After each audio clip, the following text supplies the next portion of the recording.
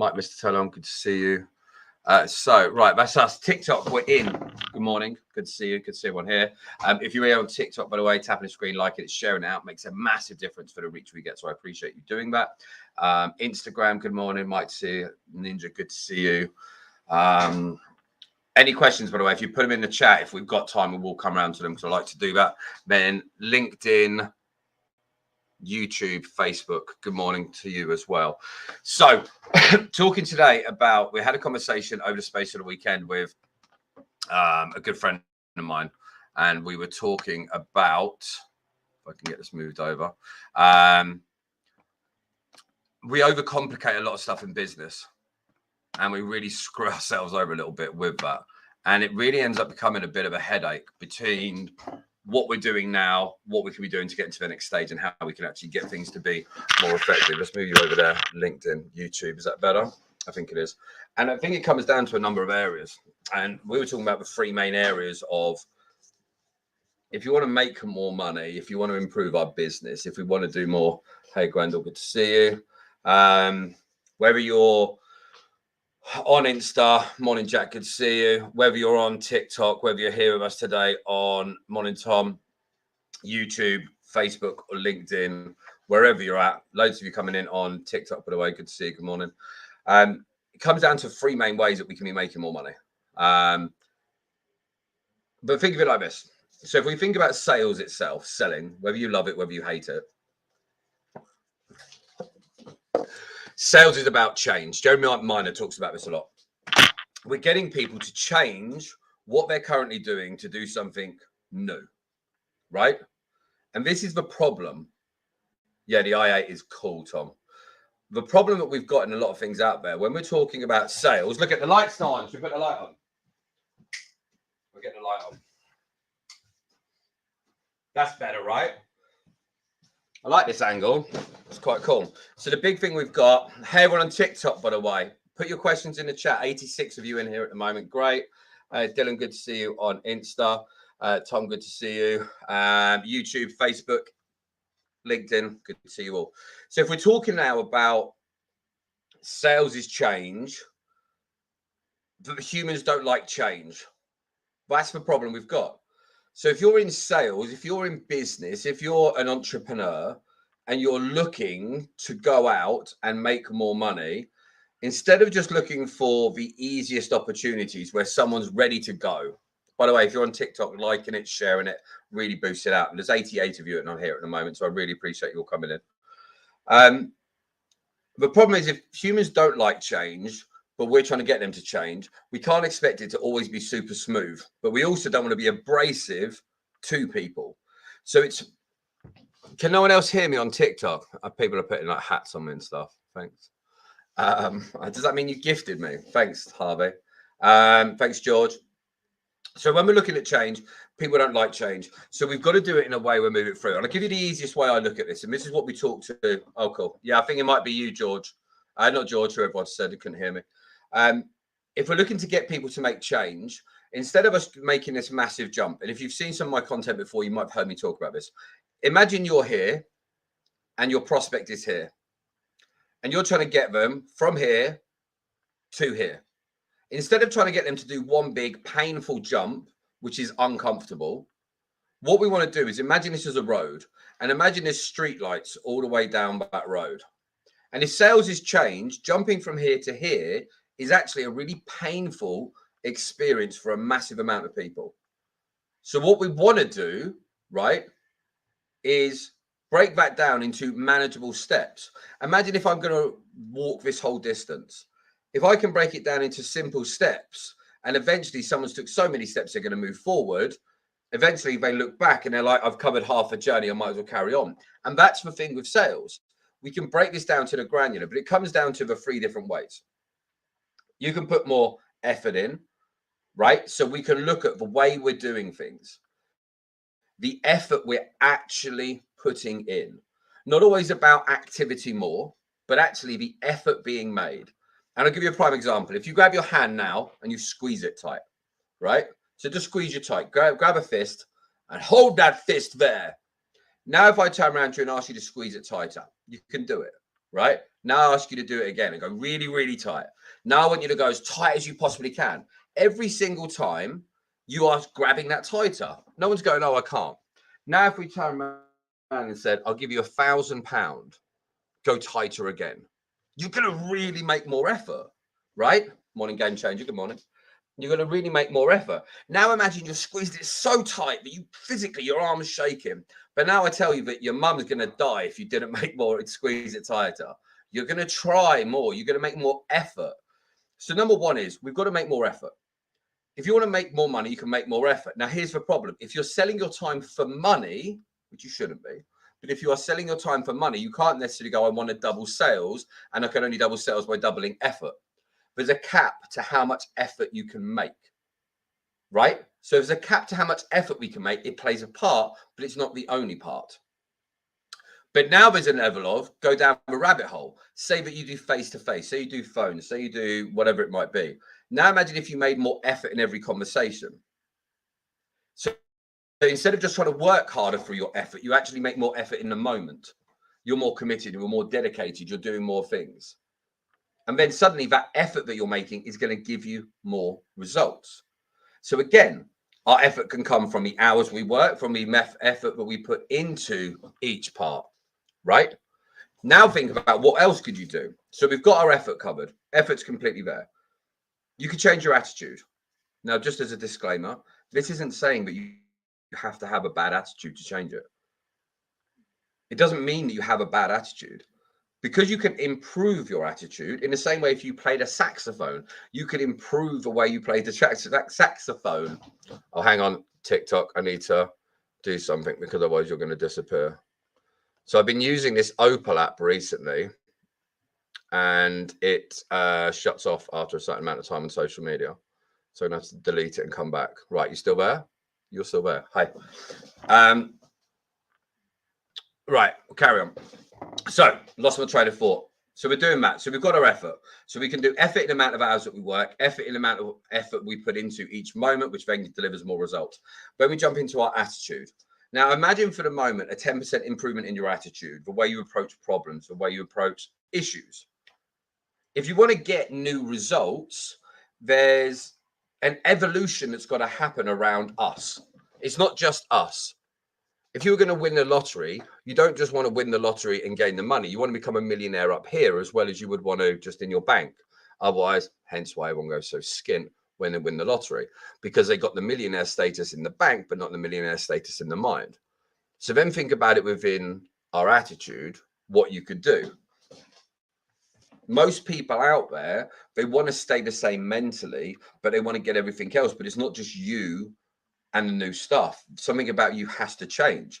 And the change that comes about from us normally is going to start from our attitude. And that's one of the biggest parts of this. So then we look into it and we go, okay, so I'm going to change my effort, my time, my commitment to the moment. I can then go off and change the attitude that I have and I deliver. And then the third part is coming down to your ability and skills. And I think this is where a lot of people fall down. And just to be clear, this isn't saying you need to join my program. Do we have a program? Yes. Do we make money from it? Yes. Does it work really well? Yes. But actually, let's imagine for the moment, forget me. Imagine for the moment that you zoom forward from where you are now and you become 70 years old. And you are exactly the person you are now, but at 70. Would you be happy with the person you are? Would you want to be wiser? Would you want to be smarter? Would you want to be more able? Would you want to have more abilities than you have right now? Now, if the answer is yes, it makes sense that we're going to go off and try and get those skills sooner so you have longer of our life to actually enjoy those skills. There's no point in getting a skill just at the end of your life. So then look at it and you go, okay, so from the skill sets I want to have, what are the skill sets I could improve on? Now, here's the great thing about skills. You could learn one single thing. And that one single thing could be the missing piece of the puzzle, like the little bit of the jigsaw that's missing to get the whole picture. And a lot of the time out there, people think that when I develop a skill, it's got to be a 6-month commitment, a 10-year commitment. I've got to do this and I've got to do that. But it's not about that. Sometimes there's a missing piece of the jigsaw puzzle. There's an alignment that's just off. Anyone who's got an old car and the timing is just a bit off, and a little turn of a screwdriver can get the whole thing purring. What are the things that are holding you back now? What are the skills that you want to make sure you have later in life? What are the skills that you can learn now that are actually your future self is going to thank you for? And this is one of the areas I've been really focused on. And by the way, anyone who's putting questions in the chat, we'll come around to them. We should have enough time. So if you want questions, LinkedIn, YouTube, Facebook, Instagram, TikTok, forget them all, just put them in the chat. More than happy to come around. So then think about, what do you want to learn? What do you want to be able to do? What are the skills that you're missing? What would be the things that you could learn that your future self would really thank you for? And then start working towards them. What are the baby steps that you can actually go off and do? Hey, Paul. Hey, Golden Egg. What are the skills that you can actually go off and learn? What are the things now? But actually, if you put the effort in now, your future, your life, the rest of your life, you would use those every single day. Everyone's fully aware. We do sales, right? We teach sales. So if, for example, let's say you're ever going to set up a business, having the ability to sell, negotiate, persuade is really important. If you're a copywriter, being able to write something articulate in a clear and concise way that drags people in is a great skill. Empathy is a good skill. Body language reading is a great skill. These are all skills that actually for the rest of your life can make a massive impact. And a lot of the time we're going into Mondays and we're going into the motions of just going through the process. And I want you to think about it like this. Imagine for a moment that last week, what happened last week was repeated for every week for the rest of your life. So what happened last week? The effort you made happens every week. The way you treat others happens every week. The money you made happens every week. The way you treated your kids happens every week. The way you treat your partner happens every week. Would you want last week's repeated every single week? Did you move forward last week? Did you regress last week? And if last week was repeated every week for the rest of your life, what type of life would you have? And it's one of the things that I learned, and it's one of the things that I'm trying to work on. Now, does it mean that every week's going to be that way? No.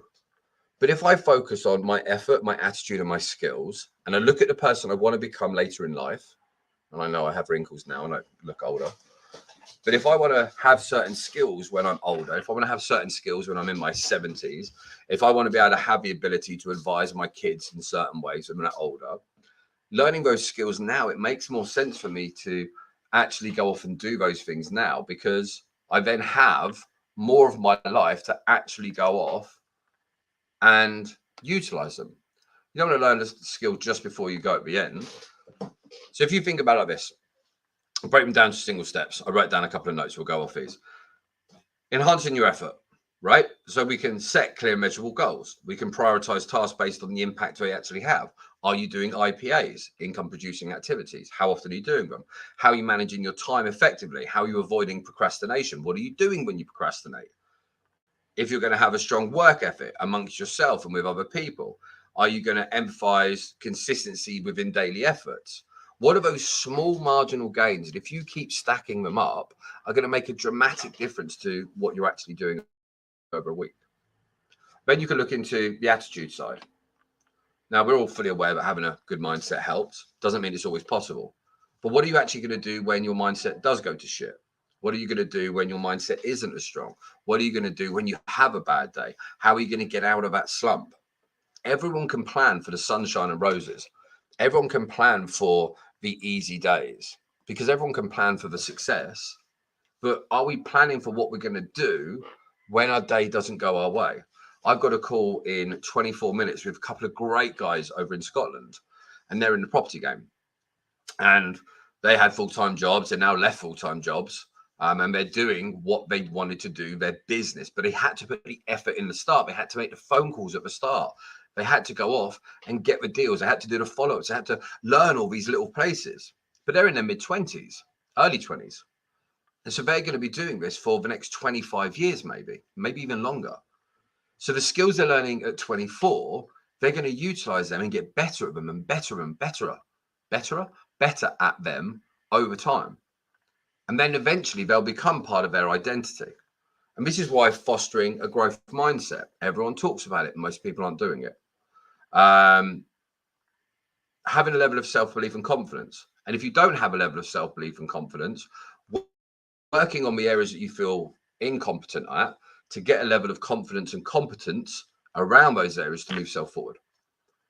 Don't just spend the time this week going off and being numb to everything in your mind. Like if you had a great week last week, great, move forward with it. But if you didn't have a good week last week, don't just repeat last week. If you're struggling, your mindset's not right, don't just wallow on it. And this isn't me giving you advice based on, you should listen to me.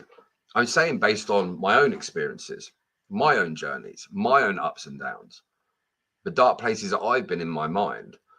And deep down, I was waiting for someone else to come and fix it and save it for me. And unfortunately, people aren't going to come and save us. And it's not because they don't care, but they just have their own stuff going on in their life. And this is the whole problem you've got. Everyone's got stuff going on. Everyone's got more pressure on them now than it's ever before. Everyone out there has got things that they're focused on. So if you're at a stage now where you're waiting for someone else to come and fix and solve something, don't. Because you should be as focused on making the change. You've got to make sure that you're going off and putting the effort into things and being prepared to fail and going through everything. Morning, Jack. So anyone on the others, Jack just said, needed this today, mate. Good value as always. We're just trying our best, Jack. And that's all we can do, right? So for me, if I stay more accountable on here, if I pop in every day, if I do a training every day, now I'll be completely clear. Over time, we're going to be building out a group program where we're going to have hundreds of entrepreneurs, salespeople, business owners that will all be inside a network and we're all going to grow and learn together. We make money from it and we help people make money from it without them spending a load. So yeah, there's a benefit for us. But it's also really important.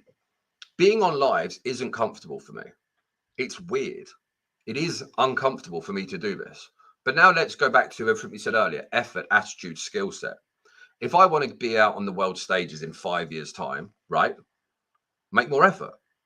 If I don't like being on lives, be on more lives. I'll get more confident with it. And then getting better at it by getting the repetitions of being on lives, right?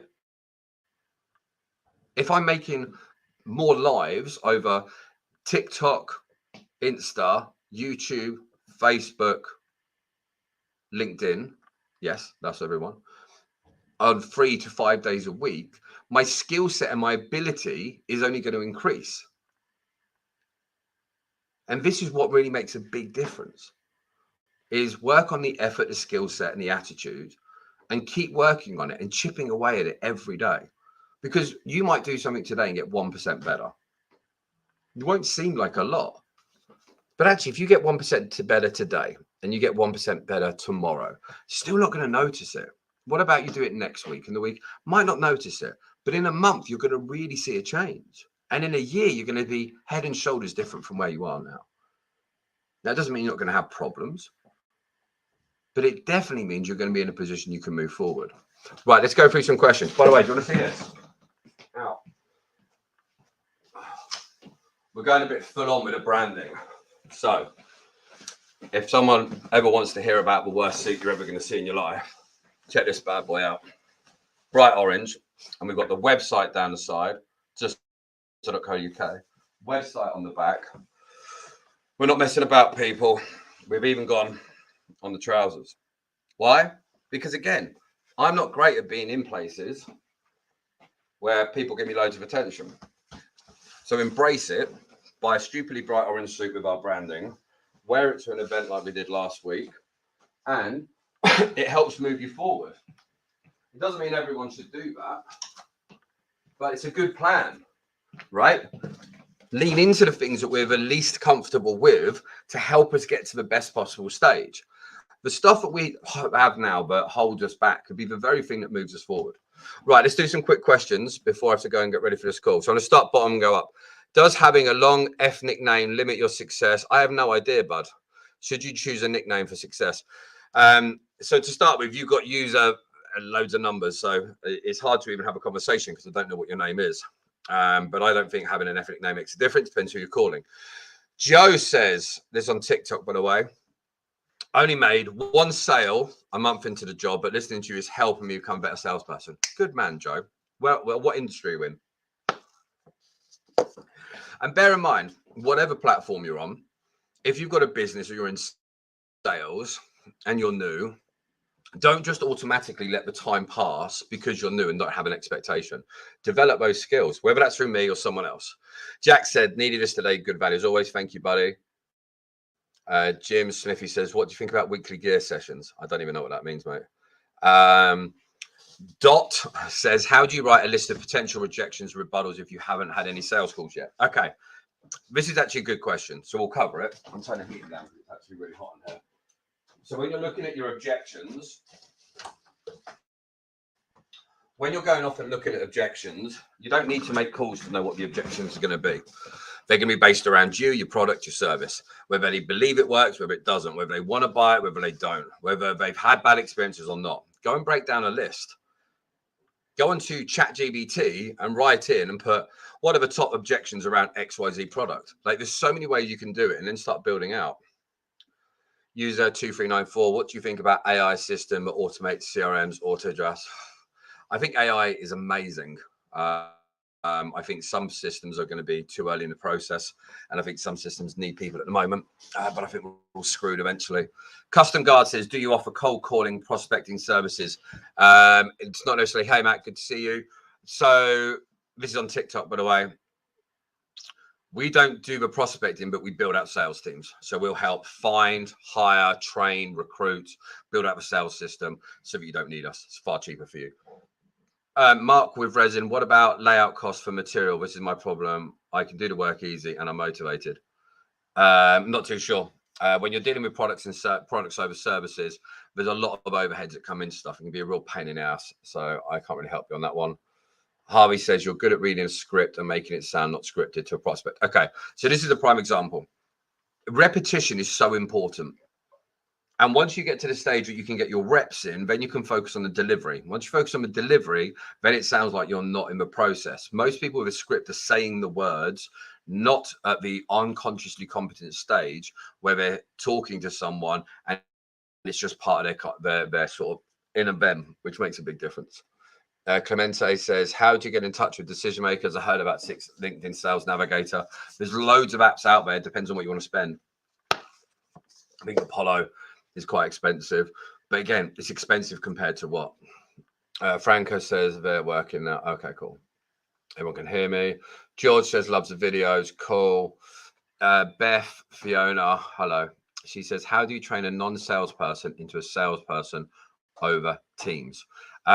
It sounds like a shameless plug. Like we have an academy, tuster.co.uk. People bolt into there. They spend, I think if you put you go to tuster.co.uk and you put in the code sales, I think it still works. And that gives you £50 off your first month. So you spend under £150 and you get 700 trainings. So that's the easiest way rather than doing Teams. Joe says, how to leave perfect voicemail. I'm not too curd. Think about your voicemail. What are you actually trying to do on the voicemail? On the voicemail, all you're actually trying to do is get them to return your call. So whatever you're saying, it should only be based around, is this moving them towards the curiosity that you are getting them to take action? A lot of people try and do too much on voicemails. I just want them to call me back. A lot of the time I'll pretend that I've got a bad signal and it'll be really broken words. Gets them to phone me. I'm 11 years old. I'm definitely underage and only telling off naughty. What the hell? I don't even know what that is. Well, I'm blocking that one because whatever that is, that's weird. I think that's all the questions. So TikTok, that's all your questions. And let's have a quick nose on Insta. Here we go. Matt H. Williams, good to see you, mate. He says, biggest mistake you've made in sales. Biggest mistake I'd say in sales was trying to hardball sell far too much. Having a focus in on your tonality is everything. Think of it like this. A lot of people will go more Hollyoaks than Robert De Niro in sales. They'll be very cheesy. They'll use crazy one-liners. Now, one-liners can work well, but it's the delivery of them. In the same way for anyone who tells you a shit joke. If someone tells you a really crappy joke, like it's terrible because of the delivery, The same joke be told someone else would be hilarious. So my biggest mistake wasn't getting good enough with tonality at the start. And that really messed it up for me. True Bro on TikTok says, how do I get into sales? Is retail sales? It depends what you mean by retail sales. Some people class retail sales as working in Sports Direct. I think that's absolutely pointless. You want something with a good commission structure and a short lead cycle. This is Rach says, using Facebook flyers and business cards to get patients. Any other options? For what? I don't know what industry. Drop me a DM if you want. Manny McPherson, we have a few in need of some help. Oh, sorry, Matty Few said, can you help in windows and doors for training for canvases? Yes. Door to door is fucking great. Excuse my language. Yes. Matty, drop me a DM. I'm more than happy to do it. And yeah, the orange really does grab your attention. Greg says, first job, no past experience in sales. Any advice on how to build a solid pipeline? Need 5 efficacy objective. Okay. So if you're starting off in sales, become frequent before you become good. Most people aren't prepared to suck for a little bit before they become great. And so then they give up when they make some mistakes. You're meant to make mistakes in the start. You're new. You suck. So double down on your effort. Really get a student mentality. Imagine that there's 20 grand in front of you in a suitcase every single day. And there's going to be a certain amount of things that are going to happen. Meliak Life Coaching. Anyone, by the way, who doesn't know, whether you're on TikTok, YouTube, like Facebook, LinkedIn, or Insta, if you do want anyone who's going to help you around your mindset, Meliak Life Coaching, he is amazing at what he does. He really, really is. Good to see you, buddy. So if you're at a stage that you're new in a sales role, the biggest thing is condense the time period that you can become good in. Double down on your mistakes. Make so many mistakes at the start, but just don't keep making the same mistake. And if you keep doing that, it becomes far easier. And also make sure that you're booking in the next step. So even if they're not buying off you now, make sure there's a next step in place, a next time, a next day, a next conversation that you can go off and have. Makes a big difference. Right, I've got 13 minutes to my next call, so I need to get out of here. So YouTube, LinkedIn, Facebook, all that jazz. We'll see you later. Thanks for tuning in.